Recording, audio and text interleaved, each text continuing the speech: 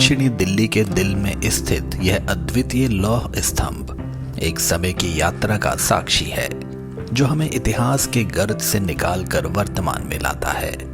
सामान्यतः इसे चौथी शताब्दी ईस्वी का माना जाता है, लेकिन कुछ विद्वानों का मानना है कि यह स्तंभ 4000 साल से भी अधिक पुराना है। यह स्तंभ चंद्र नामक राजा के स्मारक के रूप में निर्मित हुआ था।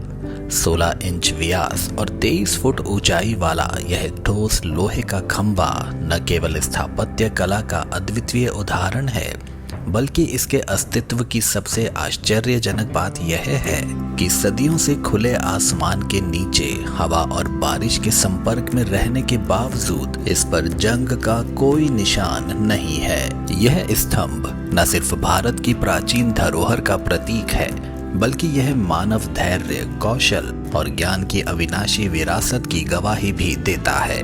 जैसे जैसे हम इस स्तंभ की ओर देखते हैं, यह हमें हमारे समृद्ध अतीत की याद दिलाता है और एक बार फिर हमें सिखाता है कि जो धरोहरें सच्चे साहस और निष्ठा से बनाई जाती हैं, वे समय के साथ और भी निखरती हैं। और इस प्रकार यह स्तंभ न केवल जंग न लगने की अपनी अद्वितीय विशेषता के कारण, बल्कि अपने अस्तित्व में ही एक रहस्य बना हुआ है।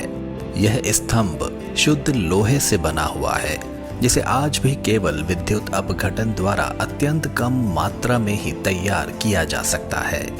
इतना विशाल और ठोस स्तंभ कैसे ढाला गया, यह आज भी विज्ञान के लिए एक पहेली बना हुआ है। इस आकार का दूसरा स्तंभ बनाना आधुनिक समय में लगभग असंभव माना जाता है।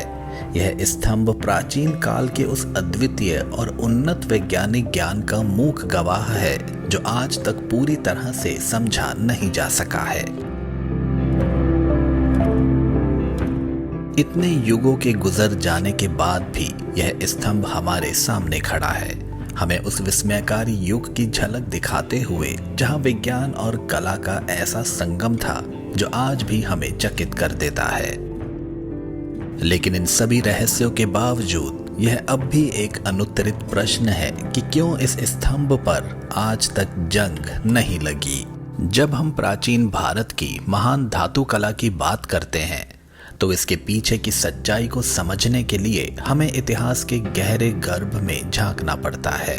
दिल्ली से प्रकाशित होने वाली मासिक पत्रिका मोतीलाल बनारसीदास न्यूज़लेटर ने जुलाई 1990 के अपने विशेषांक में एक अद्भुत खुलासा किया था।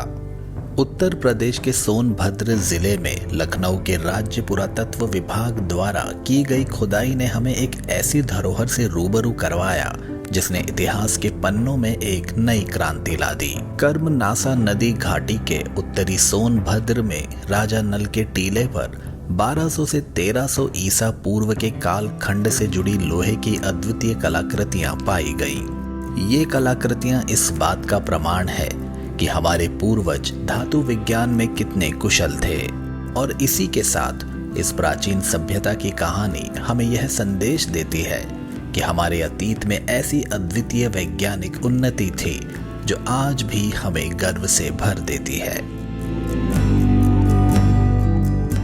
और इसी प्रकार साहनी पुरावनस्पति विज्ञान संस्थान द्वारा प्राप्त किए गए नमूनों की रेडियो कार्बन डेटिंग ने एक नया इतिहास भी रचा था, जब यह साबित हुआ कि यह नमूना 1300 ईसा पूर्व का है, तो मानो समय की परतें खुल गई और लोहे की प्राचीनता को 400 वर्षों से भी पहले तक ले जाया गया। यह खोज भारतीय उपमहाद्वीप में लोहे के उपयोग की सबसे प्रारंभिक तिथियों में से एक साबित हुई। और आखिर में यह सब सिर्फ अनुमान भर नहीं है। जैसा कि हमने पहले देखा है, 1300 ईसा पूर्व से भी पहले खनन और लोहे का काम होने के पर्याप्त प्रमाण मौजूद हैं।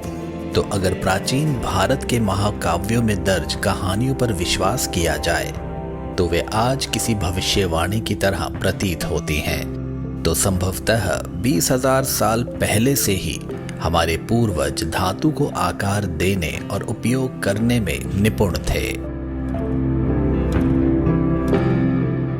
यह केवल एक कथा नहीं, बल्कि हमारे इतिहास की गहराइयों में छिपा हुआ सच हो सकता है। और इस तरह अतीत की यह अद्भुत गाथा हमारे समृद्ध और वैज्ञानिक रूप से उन्नत होने की सभ्यता की झलक दिखाती है। एक सभ्यता जो समय की धारा में कहीं खो गई।